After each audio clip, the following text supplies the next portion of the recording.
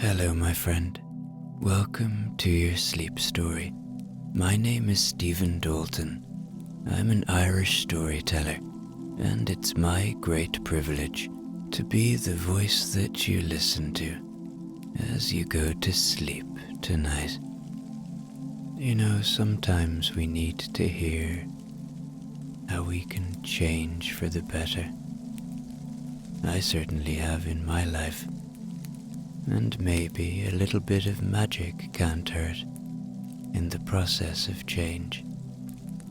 And so tonight, I present to you a story of 5 friends who come across a sleepy, rainy village and a very interesting library where the books have some lessons to offer them, but not in the way you might think.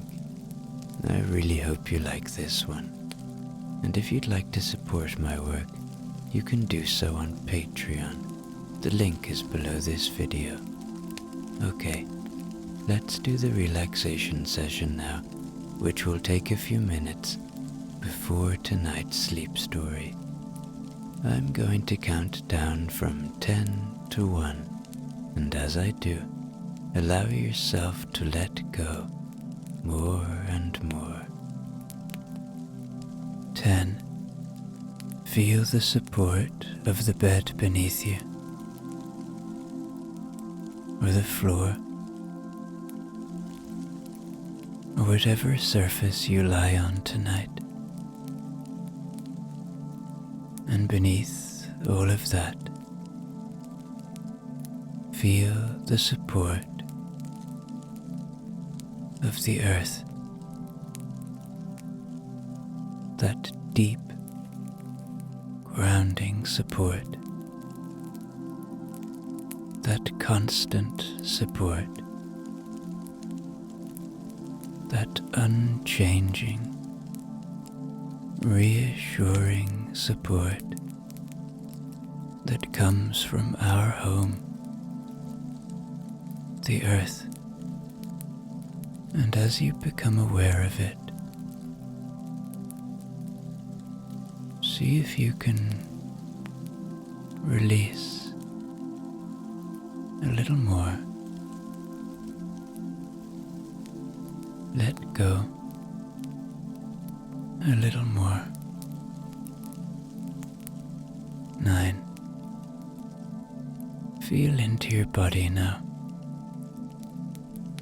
Where are you still holding? Where do you feel tension? Perhaps you feel pain. Maybe it's in your toes or your feet. Maybe it's in your lower legs. Maybe your thighs,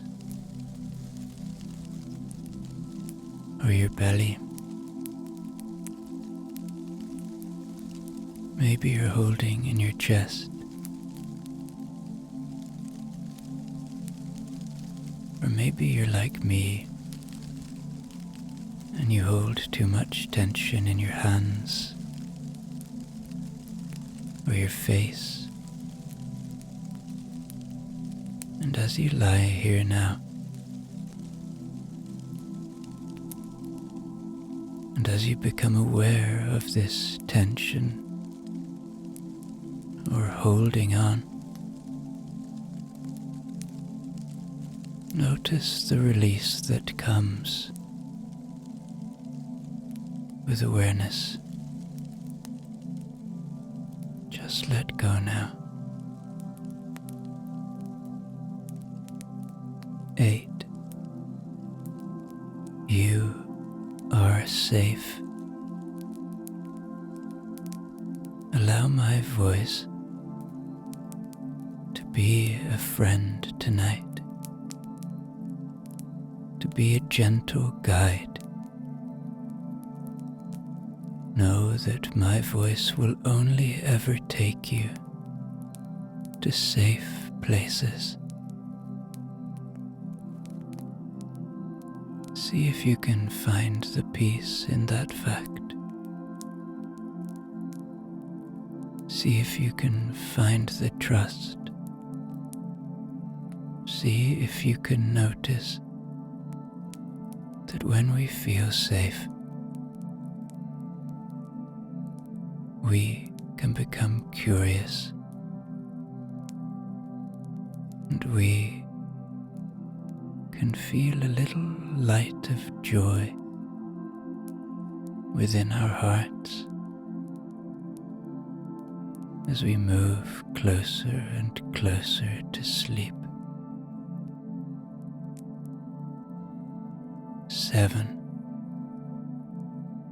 The day is done. Whatever has been,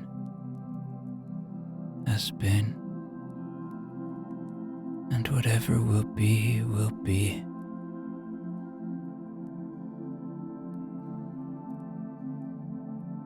Whatever thoughts arrive with you tonight, just notice them for what they are. Thoughts, a part of being human, but not you.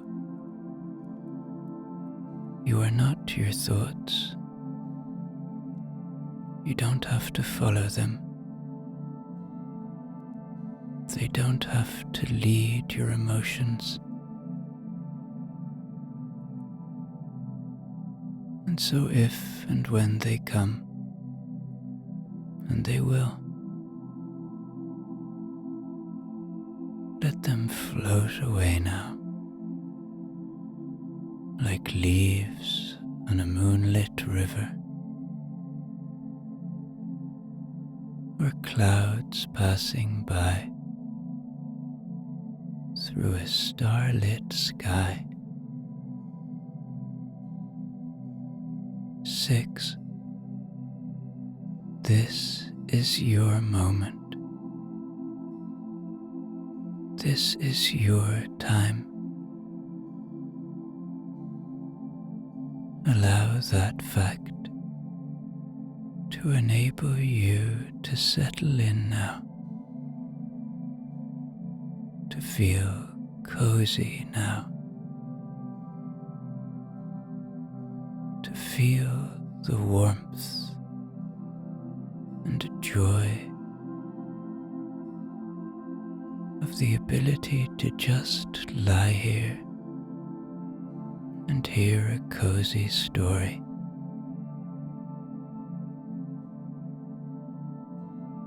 5. Peace lives within you. It is always there. It is just waiting to be found, waiting to be felt. And so see if you can find that peace within you tonight. 4. Perhaps allow a little gratitude now. Gratitude for the simple things. The shelter you have tonight. The breath in your body. 3. Begin to engage with your imagination now. Begin to see a sleepy, rainy village. 2. Checking in with your body one more time now. Your body has worked hard for you today. It's time to give it rest. And 1. Completely letting go now, as I tell you tonight's sleep story.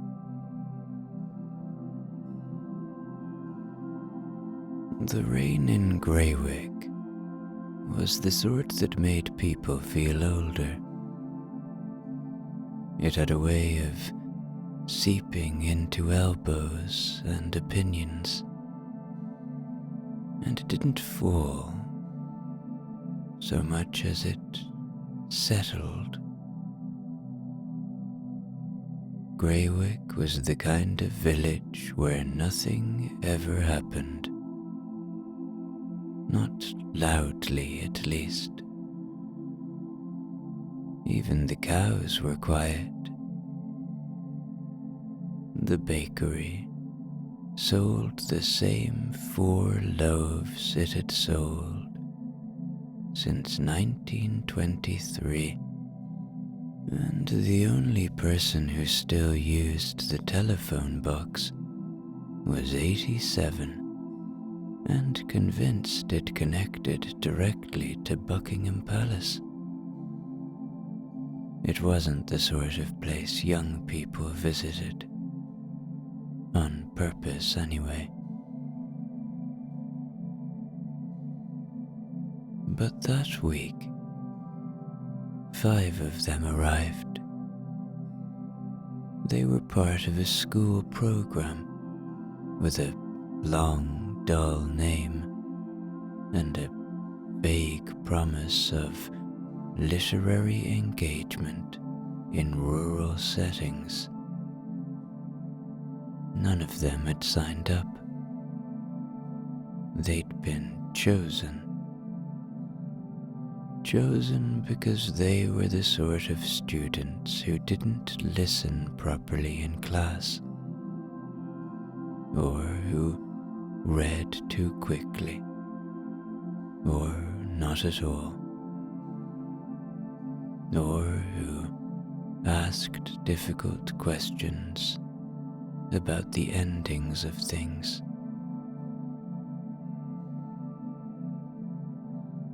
They were put on a small bus with cracked leather seats and dropped at the edge of the village with nothing but waterproof bags and a leaflet about the historic Greywick Library.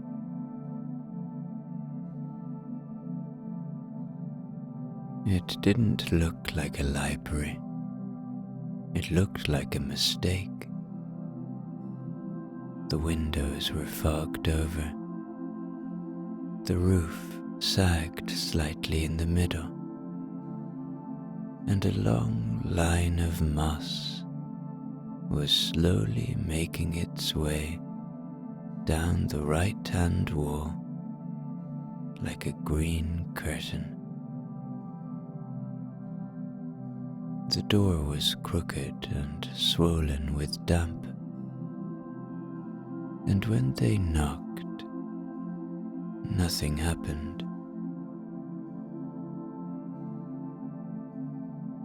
But just as they turned to leave, it creaked open, groaning like a reluctant ant. And inside, it was dark. Not scary dark, just the kind that hadn't asked to change for a very long time. They stepped in, one by one. The air smelled of old pencils and something faintly peppery. Dust shifted in patterns as they moved. The shelves were tall and uneven, packed with books in odd sizes, some round, some triangular, some with locks on them. One had a spoon stuck in its pages. And then there was the tree, right in the center of the room.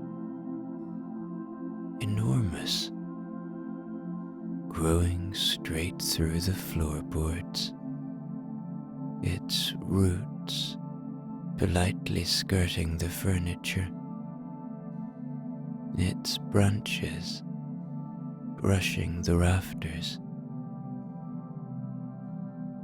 One of the boys, Leo, looked up and mouthed the word, "Why?"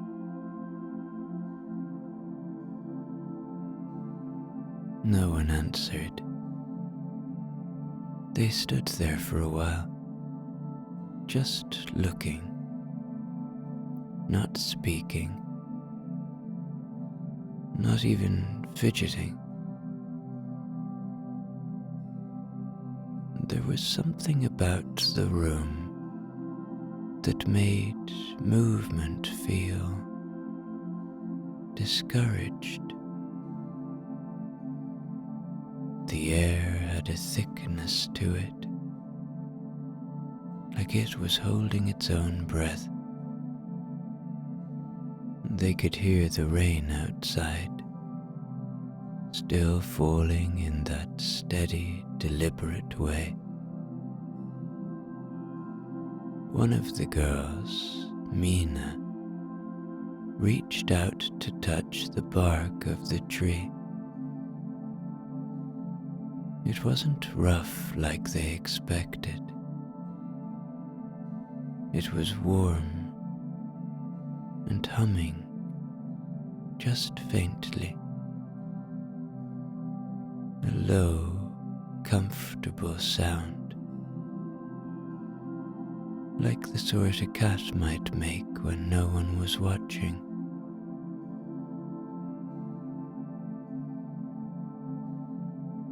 Then, the lights began to change. Not all at once. It began with a faint blue shimmer at the base of the tree. Barely there. Like someone had struck a match in another room. Then, slowly, gently, it spread up the trunk, along the branches, across the floor. It wasn't a harsh light. It didn't sting the eyes or show the dust. It was the kind of glow that made shadows softer, that made the whole room feel kind. The shelves seemed to sit up a little straighter. The books looked newer somehow. The 5 of them gathered near the tree without meaning to. Nobody told them to. It just felt right. One of the chairs, an old, mustard-colored armchair that had been sulking in the corner, creaked forward slightly, as if making space. There was something happening, something deep and slow and utterly certain. Leo put out a hand and touched one of the tree's low branches. And when he did, the room gave a small, satisfied sigh, like it had been waiting for this moment longer than anyone knew.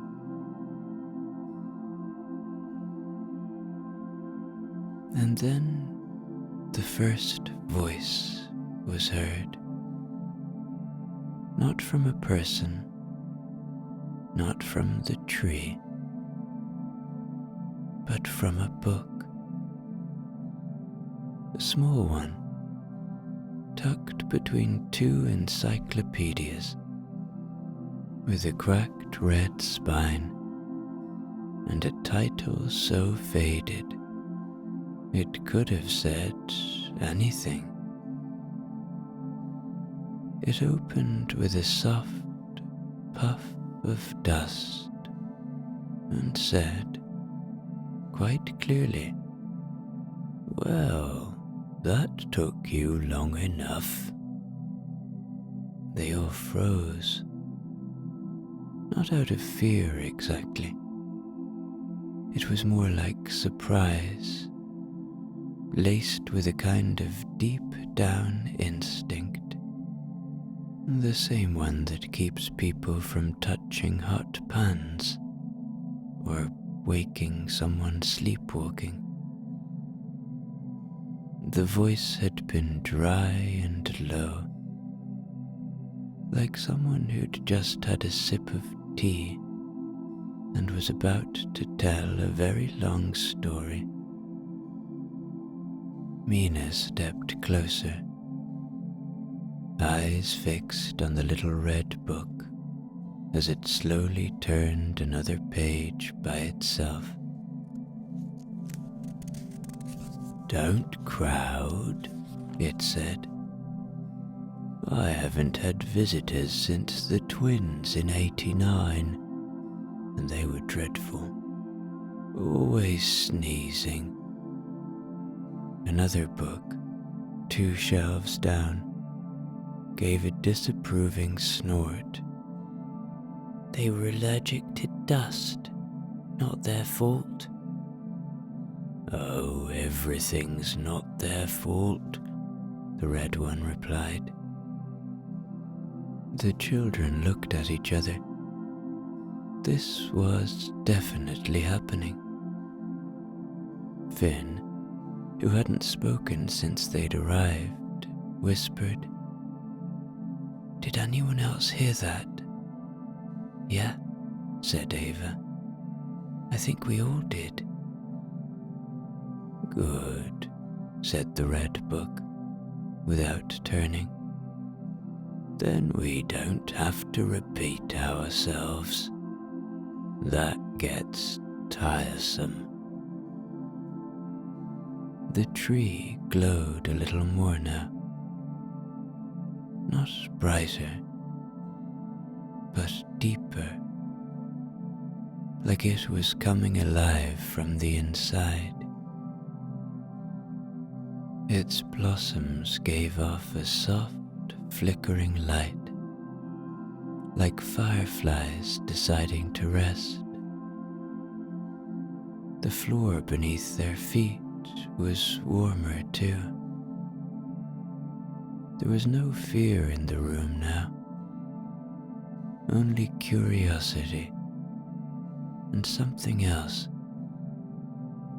something like being remembered. "You've come here for stories," said a third voice, this one slower, older, and possibly coming from the enormous leather-bound volume under the lantern. "Not the kind you know.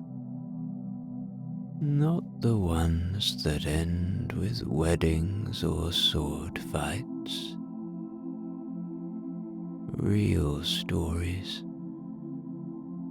The kind that make you stop and think. The kind that don't leave when you close the book."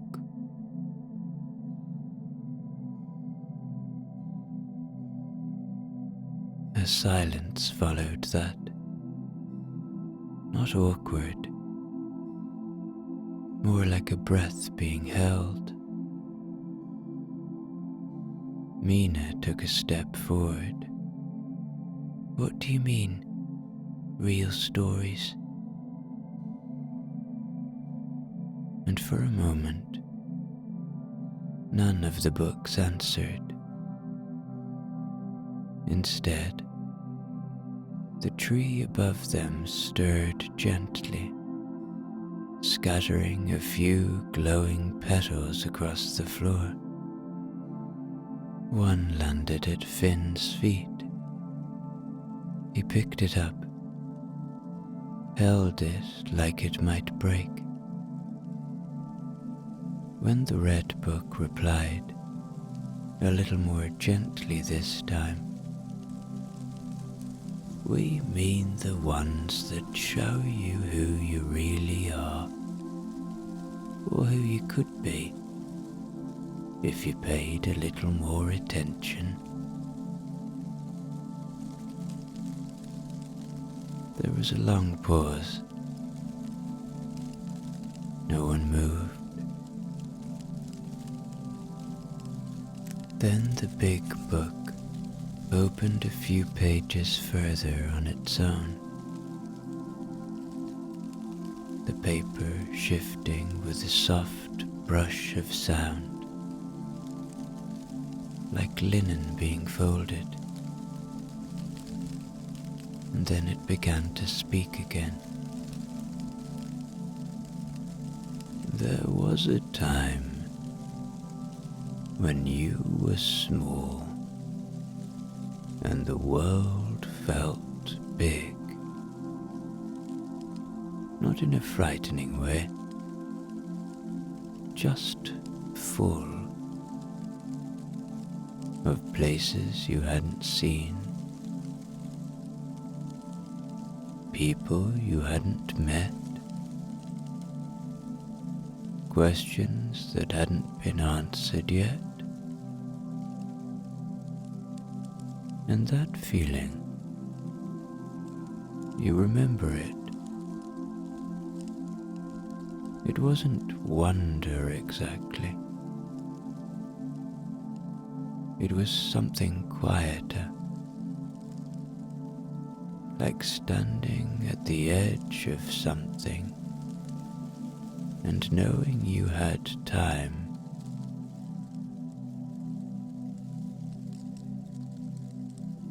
The children stayed where they were. They just stood there listening. You forgot for a while. Not on purpose. It's easy to forget things that don't ask to be remembered. Slowly, without noticing, you learned to look down instead of up. You learned how to finish tasks and stay inside lines and avoid being told off. You got good at things that didn't matter to you. And somewhere along the way, you started to think that maybe this is all life is. But it isn't.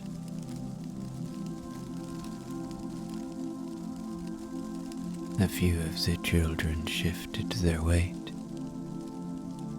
but still said nothing. You don't have to chase something grand. You don't need to be anyone special.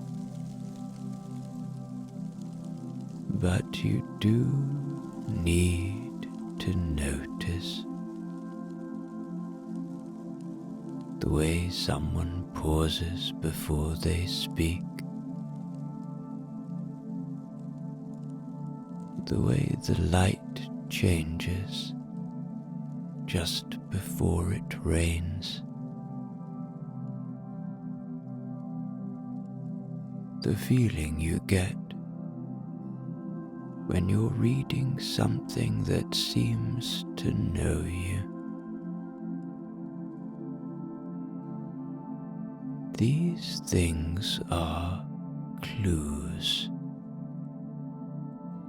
and if you notice enough of them, something changes. You begin to remember not just who you were, but who you're still allowed to be.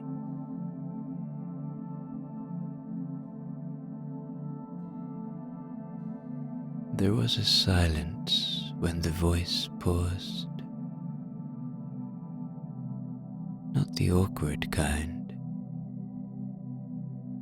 More like when someone's just said something so true.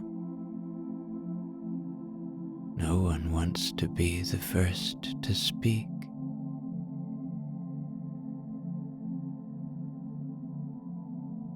But then Finn, standing nearest to the shelf, cleared his throat. Are you talking about us? He asked, in that careful tone people use when they're half expecting to be embarrassed. The book didn't turn a page. It just answered. We're talking about anyone who needs to remember. And yes, that includes you.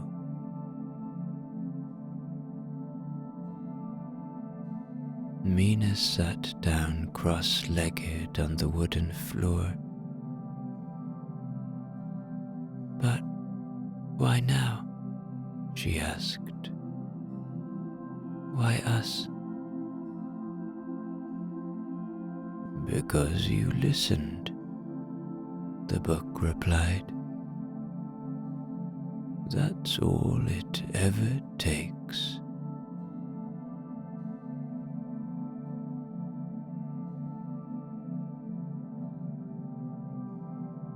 For a moment, no one spoke.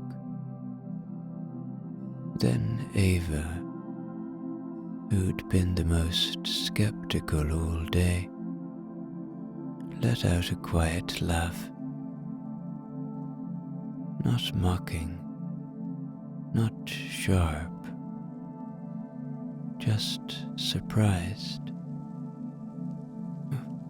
We've been here 20 minutes, and this is already the most honest thing anyone's said to me all year. The book gave no reply, but the tree above them rustled faintly, almost like it agreed. They stayed like that a little longer, until the fire in the distant room gave a low pop, like a gentle reminder. One by one, they turned their heads toward it, the orange light spilling into the shadows, the smell of something warm and toasty, just beginning to drift their way.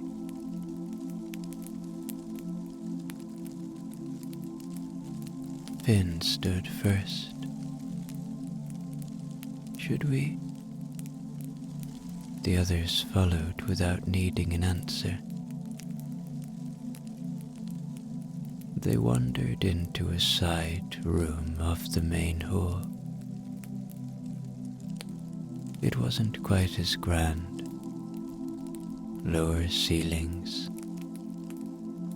worn rugs, two old sofas with heavy cushions and slightly crooked arms. But it felt lived in, safe. A few sleeping mats had been laid out by a wall of shorter shelves. Blankets folded neatly on top. A chipped kettle sat on a table near the fire. No one had put it there, but it was full of hot water, and the tin beside it read, "Night Tea," in faded, handwritten letters. And in the far corner, resting on a slanted lectern under a hanging lamp, was another book. It was already open, waiting.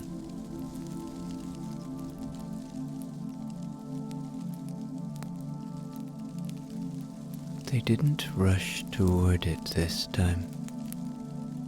They'd learned enough in the last hour to know that things in this place worked at their own pace and didn't much care for hurrying. Leo poured the tea quietly. One by one, they took their mugs and found their places. Ava curled up in the far corner of the sofa, with a wool blanket over her legs. Mina tucked between two cushions on the floor, Finn cross-legged. The others settled in too. No one reached for a phone. No one asked what time it was.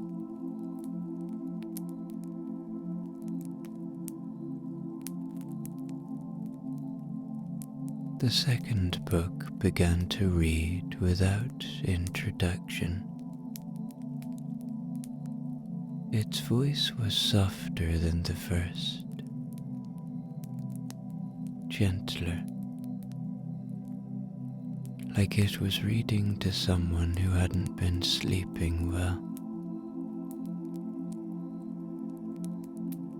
The kind of voice that doesn't mind repeating itself if it helps you rest.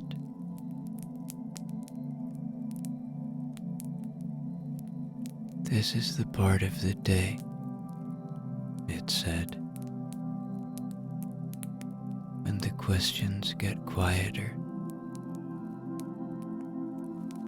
They're still there, of course.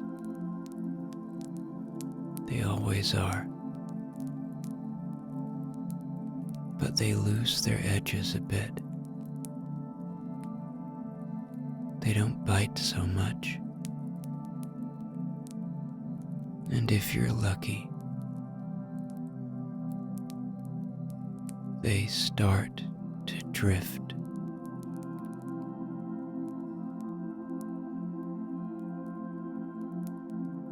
The room had a weight to it now.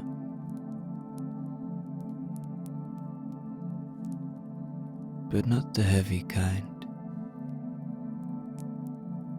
More like a thick quilt being laid over everything. The tree outside the main hall still glowed faintly, its light bleeding through the doorway like moonlight through a curtain. You might find, the book continued, that something inside you has gone a little softer, that the parts of you that felt loud and tangled are just less so. That's what happens when you're surrounded by stories that don't need anything from you. You don't have to perform. You don't have to explain. You just get to be here.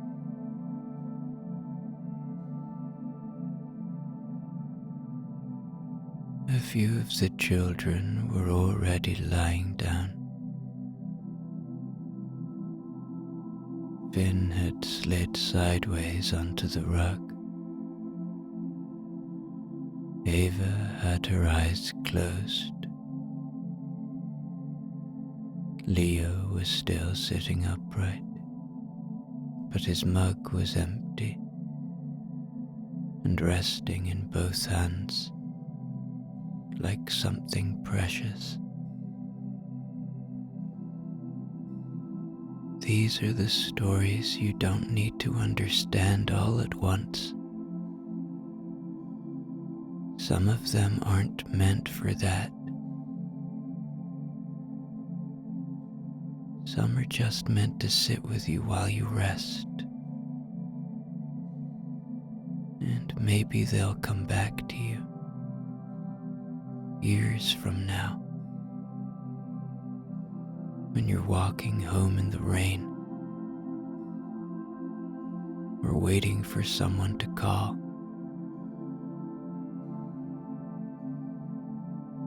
Maybe then you'll remember this room,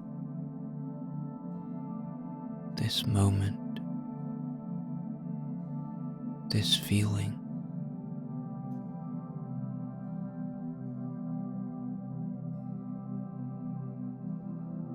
The fire crackled softly.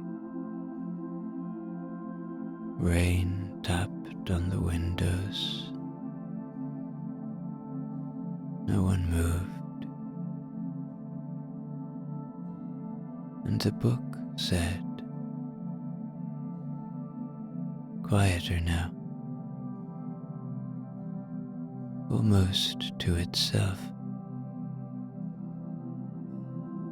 You're allowed to sleep now. Everything important will still be here in the morning.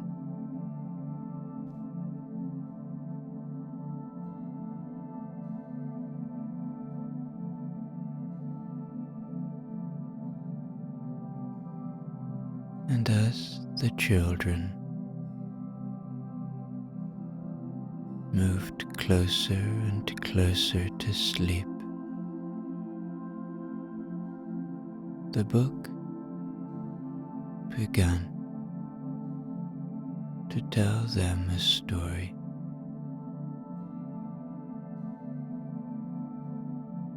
Once, not so very long ago, there was a girl who lived in a village much like this one. She was clever in a quiet way, sharp-eyed, good at noticing, always watching. But she had one flaw, or so people told her.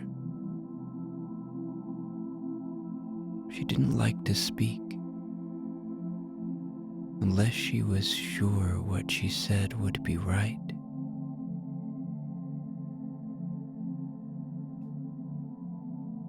She kept her thoughts folded up neatly, like handkerchiefs in a drawer. She was kind, but people didn't always know it. She had ideas, but she rarely shared them. And the less she spoke, the more people mistook her silence for something else. Some thought she was cold. Others thought she wasn't listening. But she was. She always was.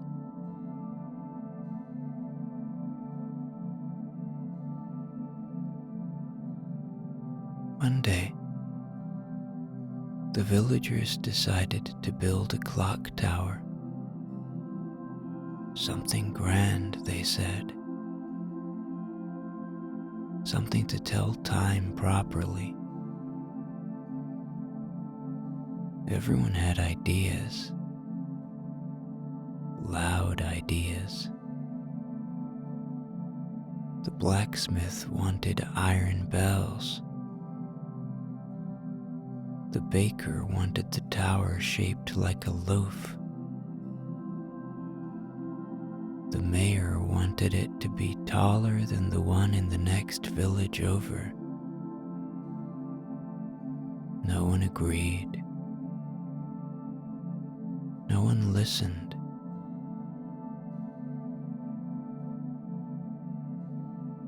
But the girl was there, watching as always. She drew pictures late at night by candlelight,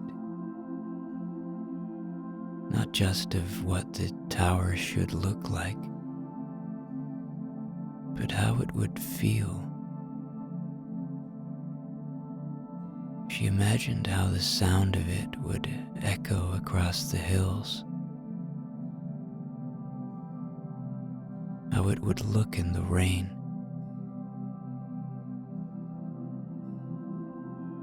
how the birds might nest near the bell.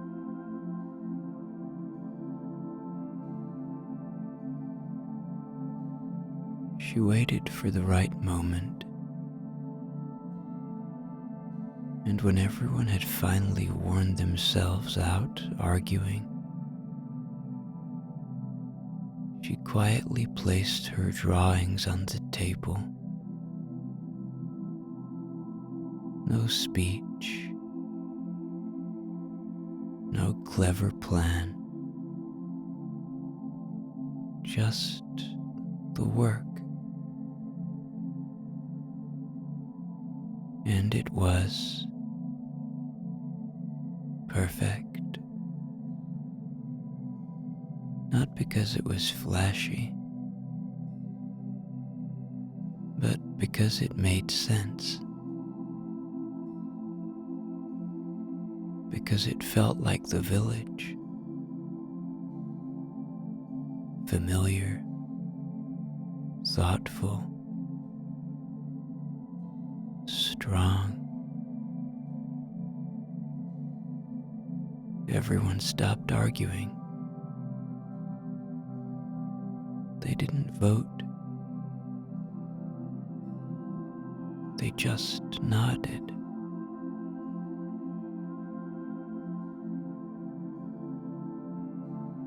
And in time, they came to understand.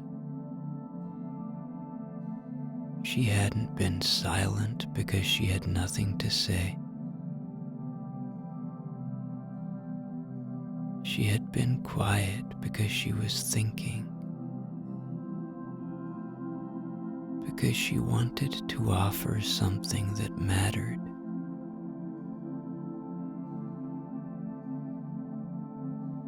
The book paused, letting the silence gather again.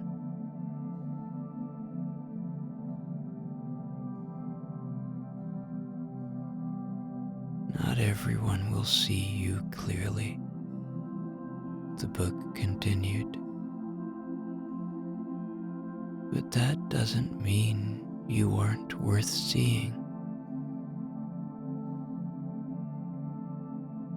Not everyone will hear you the first time.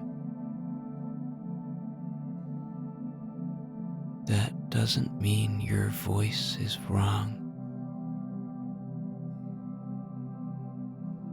And sometimes, the best thing you can do is wait, watch, and offer your truth when it's ready.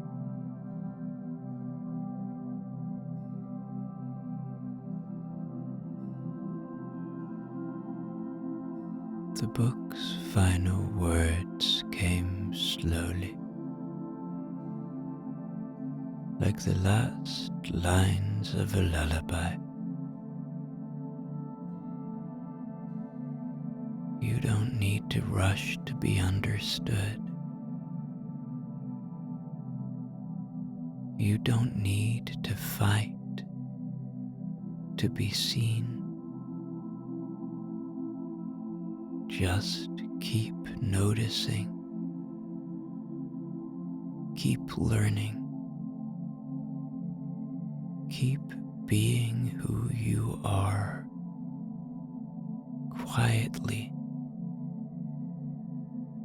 until it's time. And when it is, you'll know.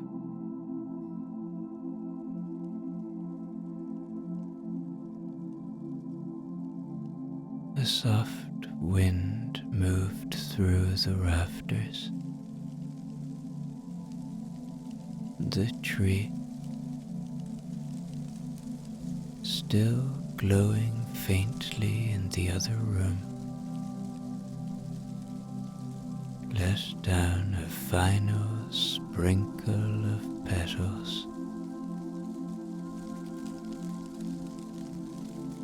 No one stirred.